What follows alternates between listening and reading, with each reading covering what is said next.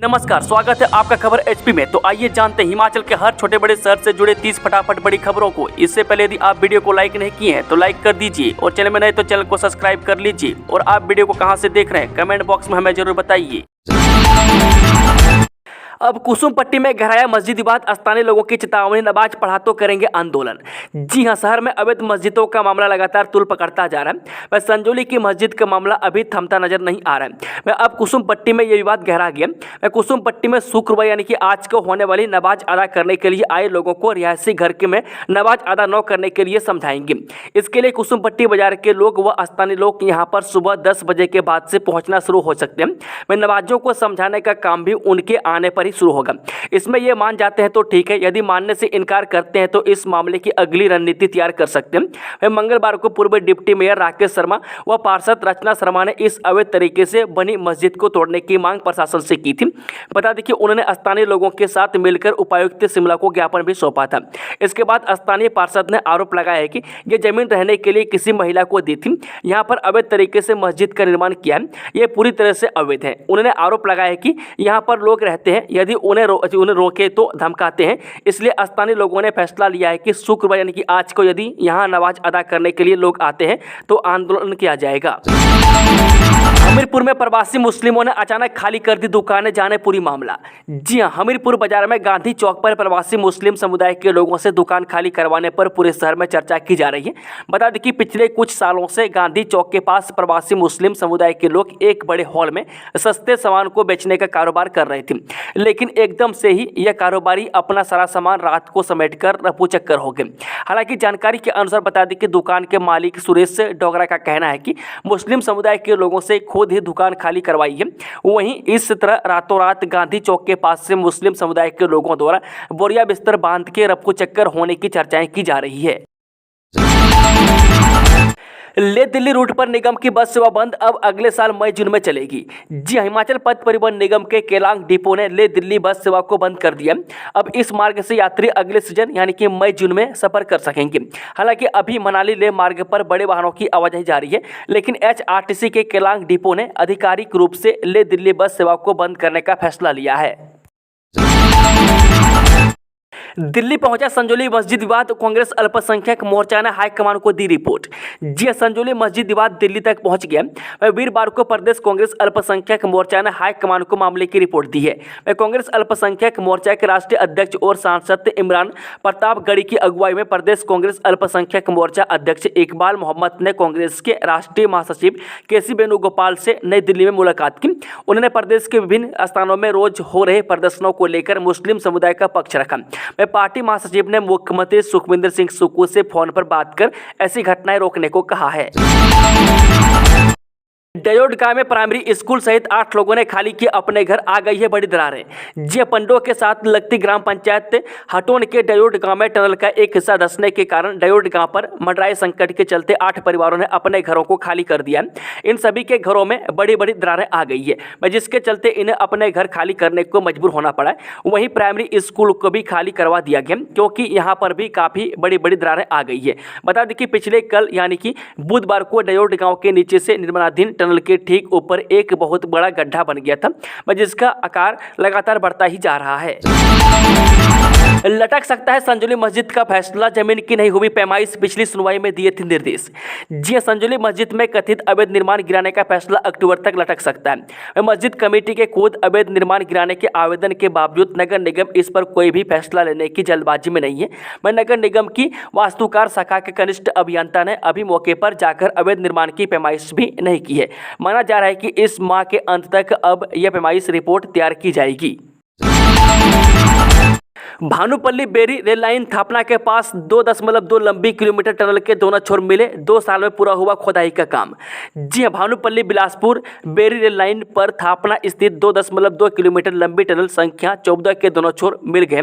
इस मौके पर ब्रेक थ्रू सेरेमनी हुई। चरण 5 में बन रही टनल की खोदाई करीब 2 साल में पूरी की गई है। अब टनल में लाइनिंग सहित अन्य कार्य किए जाएंगे। और 15 बच्चों की संख्या वाले उच्च 25 वाले वरिष्ठ माध्यमिक स्कूल होंगे मर्ज। जी हाँ, हिमाचल प्रदेश में 15 बच्चों की संख्या वाले हाई और 25 संख्या वाले वरिष्ठ माध्यमिक स्कूल मर्ज किए जाएंगे। वह पूर्व में लिए गए 20 बच्चों की संख्या वाले स्कूल मर्ज करने के फैसले को शिक्षा मंत्री ठाकुर ने बदलने के निर्देश दिए। बता दें कि उच्च शिक्षा निदेशालय को नए आंकड़े एकत्रित कर इसी माह नया प्रस्ताव तैयार करने को कहा है। वह बुधवार को विभागीय अधिकारियों के साथ सचिवालय में हुई शिक्षा मंत्री की बैठक में कई मामलों को लेकर चर्चा हुई है। बाहरी राज्यों में प्रतिनियुक्ति पर डटे शिक्षकों गैर शिक्षकों को जारी होंगे नोटिस, जाने पूरा मामला। जी हां, शिक्षा मंत्री रवि ठाकुर ने कहा कि बाहरी राज्यों में प्रतिनियुक्ति पर डटे शिक्षकों और गैर शिक्षकों को नोटिस जारी किए जाएंगे। वह शिक्षा मंत्री ने कई वर्षों से बाहरी राज्यों में डेपुटेशन पर गए शिक्षकों अधिकारियों का रिकॉर्ड तलब किया है।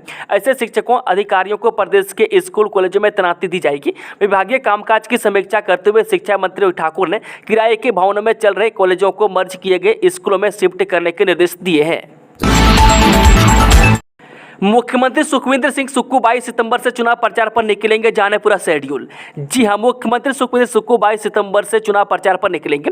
वह जम्मू कश्मीर और हरियाणा विधानसभा चुनाव के लिए मुख्यमंत्री सुक्खू को पार्टी का स्टार प्रचारक बनाया गया। इन दोनों राज्यों में चुनावी रैलियां कर प्रधानमंत्री मोदी के आरोपों का मुख्यमंत्री जवाब देंगे। वह सुक्खू की चुनाव रैलियों का शेड्यूल तैयार किया जा रहा है। वह 22 और 23 सितंबर को मुख्यमंत्री जम्मू कश्मीर जा सकते हैं। इसके बाद दोबारा मुख्यमंत्री इस राज्य में प्रचार के लिए जाएंगे। 56 साल पुरानी सिंधु जल संधि के कारण हिमाचल अपने ही पानी का इस्तेमाल नहीं कर पा रहा है। जी, पाकिस्तान के साथ 56 साल पुरानी सिंधु जल संधि के कारण हिमाचल प्रदेश अपने ही पानी का इस्तेमाल नहीं कर पा रहा है। मैं लाहौल स्पीति से निकलने वाली चिनाब पर 9 बिजली प्रोजेक्ट लगा पा रहे हैं और 9 ही इस नदी का पानी सिंचाई के कारण सिंचाई का काम आ रहा है। वह संधि में प्रावधान होने के बावजूद चिनाब बेसिन पर हर परियोजना पर पाकिस्तान आपत्ति करता रहा है। बता दें कि पूर्व में पाकिस्तान चिनाब, झेलम और सिंधु नदियों पर बनने वाले लगभग 30 बिजली प्रोजेक्टों पर आपत्ति दर्ज करवा चुके हैं। मैं इनमें बिना पानी रोके बना लाहौल का 4.5 मेगावाट का थियोट प्रोजेक्ट भी शामिल है। मैं सिंधु जल समझौते के तहत तीन पश्चिमी नदियां चिनाब, झेलम एवं सिंधु का पानी पाकिस्तान को दिया गया। बिजली उत्पादन, कृषि आदि के लिए इन नदियों के पानी के सीमित इस्तेमाल का अधिकार भारत को है। लोकसभा आयोग ने सब्जेक्ट वाइज जारी किया स्टेट एलिजिबिलिटी टेस्ट का परिणाम। जी हां, हिमाचल प्रदेश लोकसभा आयोग ने स्टेट एलिजिबिलिटी टेस्ट का परिणाम घोषित कर दिया। बीते 28 अप्रैल को आयोजित हुई इस परीक्षा का सब्जेक्ट वाइज परिणाम जारी किया गया और क्वालिफाई हुए उम्मीदवारों के रोल नंबर आयोग की वेबसाइट पर उपलब्ध करवा दिए।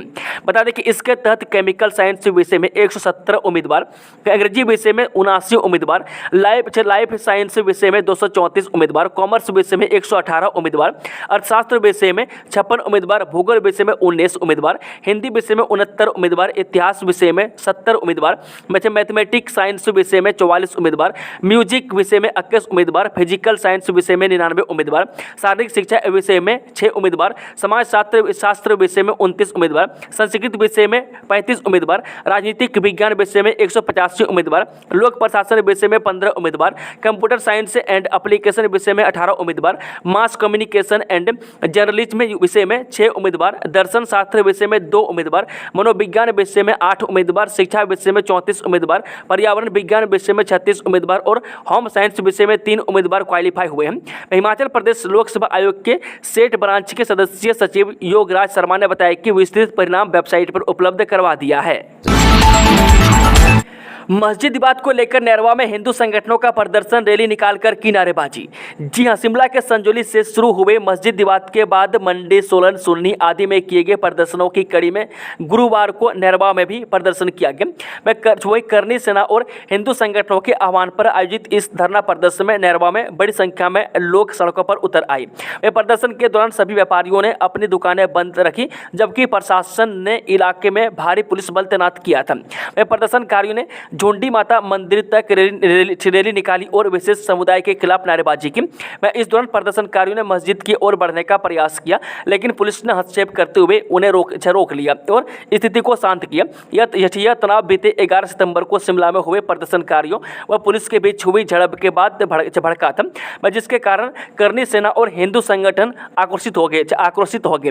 नैरवा में हुए प्रदर्शन में प्रदेश में बाहरी लोगों की बढ़ती संख्या पर रोक लगाने और उनकी पूरी वेरिफिकेशन की मांग भी उठाई गई है।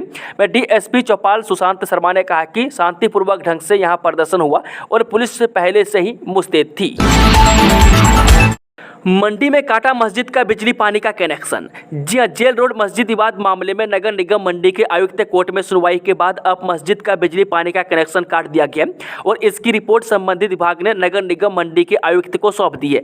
बता दें कि नगर निगम मंडी के आयुक्त एच राणा ने 13 सितंबर को अंतिम फैसला सुनाते हुए कहा था कि मस्जिद के अवैध ढांचे को 30 दिन के भीतर पुराने स्वरूप में लाना होगा, मगर अभी तक मुस्लिम पक्ष इस पर कोई निर्णय नहीं ले सका है। उधर वीरवार को मस्जिद सील रही और पुलिस के जवान सकवड़ी चौक पर तैनात रहे। बता दें कि 13 सितंबर को नगर निगम मंडी के कोर्ट में जेल रोड स्थित मस्जिद में अवैध निर्माण को लेकर सुनवाई चली हुई थी, जबकि बाहर विभिन्न संगठनों के लोग सड़क पर उतरकर प्रदर्शन किया था। इस दौरान पुलिस ने प्रदर्शनकारियों पर वाटर कैनन से पानी की बौछारें से उन्हें मस्जिद की तरफ बढ़ने से रोका था। नगर निगम मंडी के आयुक्त एच राणा ने बताया कि जल शक्ति विभाग ने पानी और विद्युत विभाग ने बिजली का कनेक्शन काट दिया है। कभी भी गिर सकती है ज्योली देवी प्राथमिक स्कूल के भवन की छत।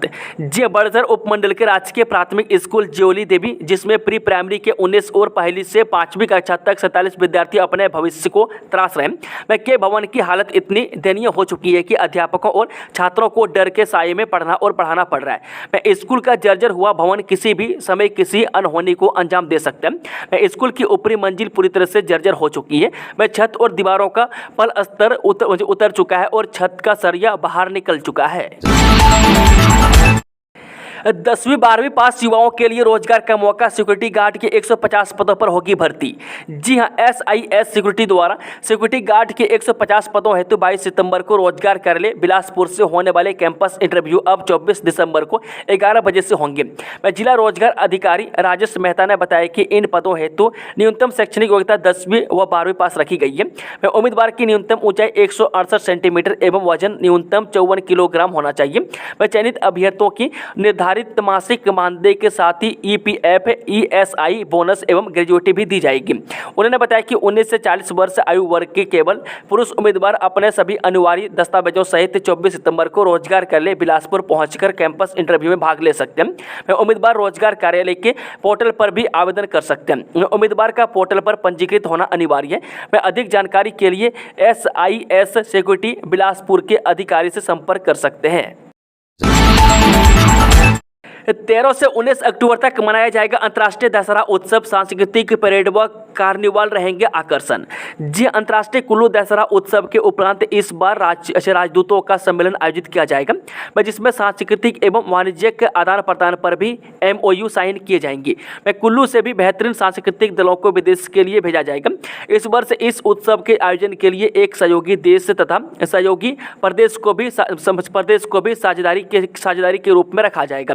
यह बात कुल्लू दशहरा उत्सव समिति की बैठक में अधिकारियों और पदाधिकारियों को संबोधित करते हुए CPS सुंदर सिंह ठाकुर ने कही। उन्होंने बताया कि इस बार 13 से 19 अक्टूबर तक अंतर्राष्ट्रीय कुल्लू दशहरा का आयोजन किया जाएगा। इस बार यह प्रयास किए जा रहे हैं कि ज़्यादा से ज़्यादा देशों की इसमें सहभागिता हो।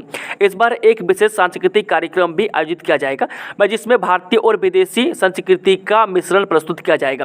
हर वर्ष की भांति अंतर्राष्ट्रीय नृत्य महोत्सव इस आयोजन का मुख्य आकर्षण है, जिसमें हिमाचल प्रदेश के रंगारंग लोक नृत्यों के साथ साथ विभिन्न देशों की संस्कृति को भी प्रदर्शित किया जाएगा। बीएड की खाली सीटों को भरने के लिए अब होगी ऑन स्पॉट ऑफलाइन काउंसलिंग। जी, हिमाचल प्रदेश विश्वविद्यालय के शिक्षा विभाग, राजकीय शिक्षा महाविद्यालय धर्मशाला व संबद्धता प्राप्त निजी बीएड कॉलेजों की खाली सीटों को भरने के लिए अब ऑन स्पॉट ऑफलाइन काउंसलिंग आयोजित की जाएगी। यह काउंसलिंग 23 व 24 सितंबर को HPU के सभागार में सुबह 10 बजे होगी। बीएड की सीटों को भरने के लिए चौथे राउंड की काउंसलिंग के बाद भी सीटें खाली रहने के बाद बुधवार को विश्वविद्यालय में बीएड एडमिशन की सेंट्रल कमेटी की बैठक आयोजित की गई है। बता दें कि बैठक में खाली सीटों का ब्यौरा रखा गया और सर्वसम्मति से इन सीटों को भरने के लिए ऑन स्पॉट ऑफलाइन काउंसलिंग आयोजित करने का निर्णय लिया गया। बीएड की खाली सीटों के ब्यौरे के अनुसार कुल 1638 सीटें अभी भी खाली हैं। इसमें विश्वविद्यालय के शिक्षा विभाग में 1 सीट, राजकीय शिक्षा महाविद्यालय धर्मशाला में 10 खाली सीटें अभी भी शामिल है। वन मित्र की तर्ज पर होगी वनवीर भर्ती, वन निगम ने सरकार को भेजा प्रस्ताव। जी, हिमाचल प्रदेश वन निगम में जल्द ही 100 वनवीरों की भर्ती की प्रक्रिया शुरू की जाएगी।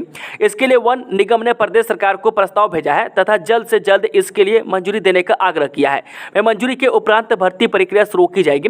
बता दें कि वन निगम की वन मित्र की तर्ज पर वनवीरों की भर्ती करने की योजना है। हिमाचल प्रदेश वन निगम के उपाध्यक्ष केहर सिंह खाची ने बताया कि वनवीर फॉरेस्ट गार्ड के समान कार्य करेंगे। इनकी भर्ती में स्थानीय युवाओं को प्राथमिकता दी जाएगी, यानी जिस क्षेत्र में वन वीरों की भर्ती होगी वहां के स्थानीय लोगों को तैनात किया जाएगा। इससे स्थानीय लोगों को घर द्वार पर रोजगार मिलेगा। साथ ही वन निगम में कर्मचारियों की कमी भी दूर होगी। इनकी भर्ती में सभी शर्तें वन मित्र के समान रखी जाएंगी। साथ ही जिस प्रकार वन मित्र के भर्ती में अंक दिए जाएंगे उसकी अनुरूप इसमें भी अंक रखे जाएंगे। मानसून में 318 की गई जान, 31 लोग अब भी लापता। जी हां, आखिरी पड़ाव पर आ पहुंचे मानसून के गहरे जख्म हिमाचल को लगे हैं। प्रदेश में अलग अलग हिस्सों में घटनाओं की वजह से करीब 2.5 माह की अवधि में 318 लोगों की अलग अलग हादसों की वजह से अपनी जान गंवाई है, जबकि 31 लोग अभी भी लापता है। इनका कहीं भी कोई सुराग नहीं मिल पाया। इन हादसों की वजह से 495 लोग घायल भी हुए। मानसून की वजह से अब तक 1331 करोड़ रुपये के नुकसान का आकलन किया गया। प्रदेश भर से अलग अलग विभागों के माध्यम से पहुंची रिपोर्ट के आधार पर नुकसान का यह आकलन तैयार किया गया। तमाम विभाग अब इसे राज्य और केंद्र सरकार की मंजूरी के लिए प्रस्तावित कर रहे हैं। सभी विभागों को SDRF और NDRF में मदद मिलने की उम्मीद है। हिमाचल में कहां से आ रहा चिट्टा, हो गया भंडाफोड़, पुलिस के हत्थे चढ़े सप्लायर।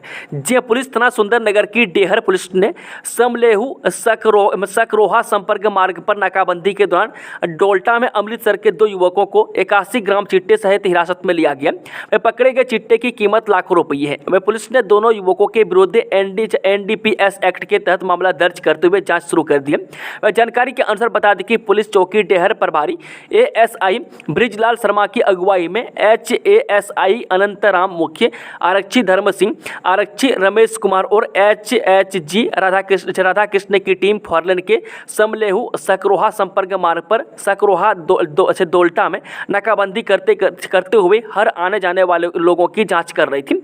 इसी दौरान पैदल जा रहे 2 युवकों को पुलिस ने जांच के लिए रोका तो वे हड़बड़ा गए और एक युवक जेब से कुछ नीचे फेंककर भागने लगा। पुलिस टीम ने दोनों युवकों को कुछ दूरी पर ही दबोच लिया।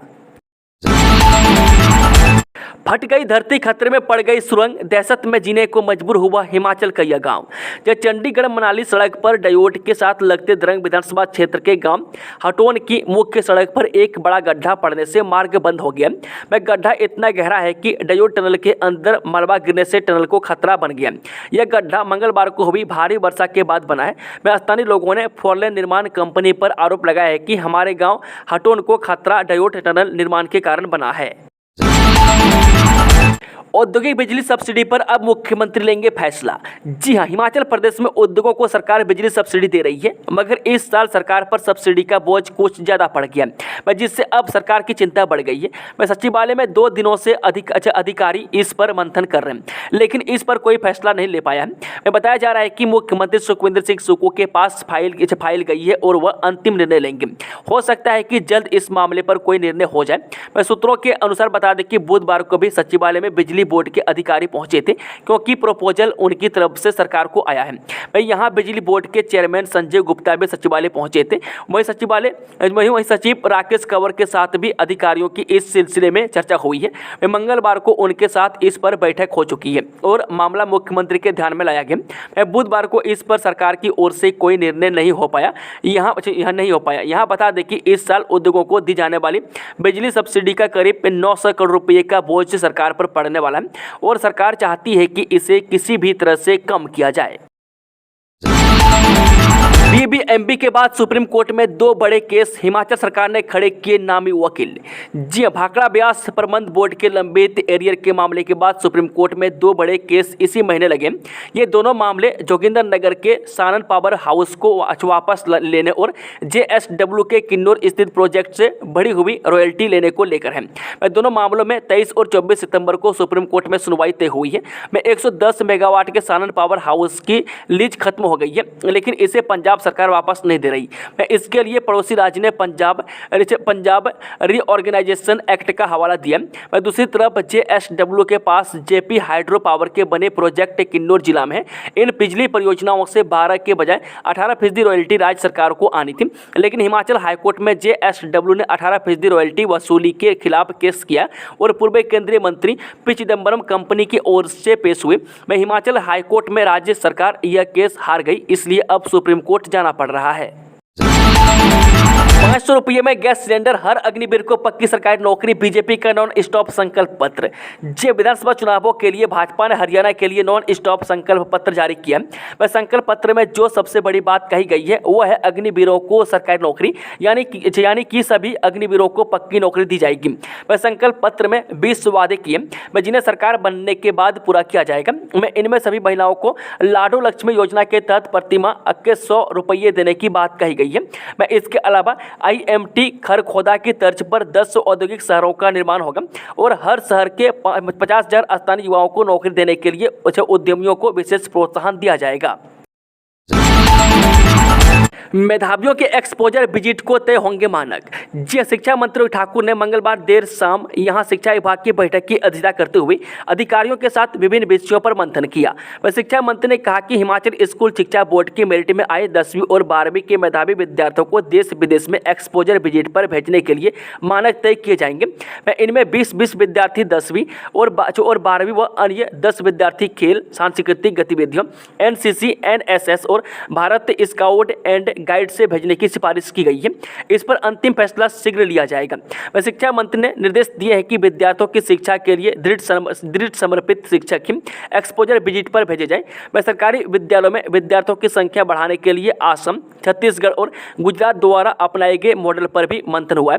वह बैठक में समग्र शिक्षा की ओर से तीसरी, छठी और 9वीं कक्षा के विद्यार्थियों के राष्ट्रीय उपलब्धि सर्वेक्षण में प्रदर्शन को लेकर प्रस्तुति भी दी गई है। इसमें हाल ही में 1,61,000 विद्यार्थियों की कृत्रिम मेधा आधारित परीक्षा ली गई। 13,000 विद्यालयों में इस परीक्षा का आयोजन किया गया। तकनीकी कर्मचारियों को मिले वित्तीय लाभ और ओवरटाइम। जी, विद्युत तकनीकी कर्मचारी संघ ने वित्तीय लाभ और ओवरटाइम का भुगतान जल्द करने का आह्वान किया। इस बारे में विद्युत तकनीकी कर्मचारी संघ ने वरिष्ठ अधिशासी अभियंता देवेंद्र शर्मा से मुलाकात की है।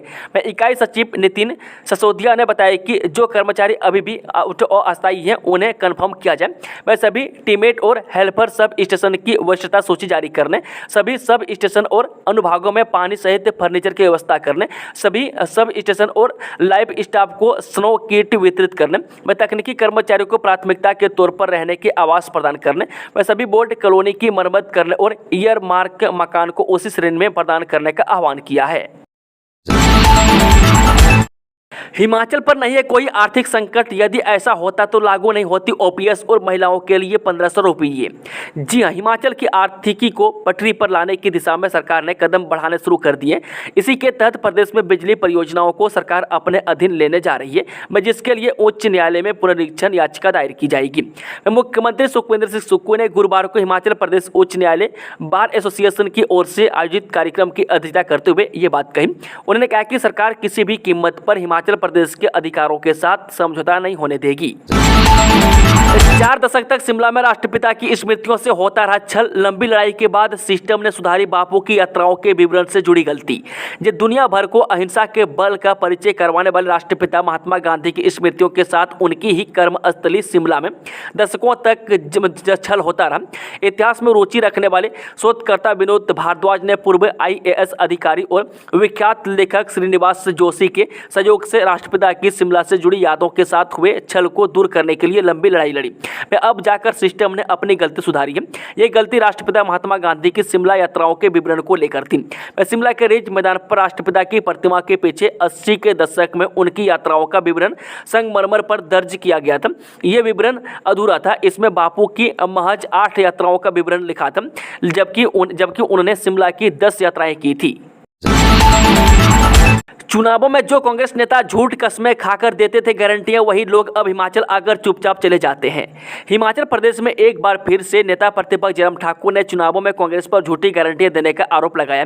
जयराम ठाकुर ने कहा, कांग्रेस के बड़े नेता विधानसभा और लोकसभा चुनाव के दौरान बड़ी बड़ी बातें कर रहे थे। विधानसभा चुनाव के दौरान कांग्रेस के जो नेता नुक्कड़ सभाओं में जाकर बड़ी बड़ी बातें करते थे, लोगों को झूठ बोलकर बरगलाते थे, मैं कस्में खाकर गारंटियां देते थे, वही नेता अब हिमाचल आते हैं और चुपचाप चले जाते हैं। दोस्तों, खबरों का सिलसिला ही समाप्त होता है। अगर जानकारी पसंद आई हो तो वीडियो को लाइक, शेयर, चैनल को सब्सक्राइब जरूर कर लें और कमेंट बॉक्स में अपना फीडबैक जरूर दें। Thank you, all the best. जय हिंद, जय हिमाचल।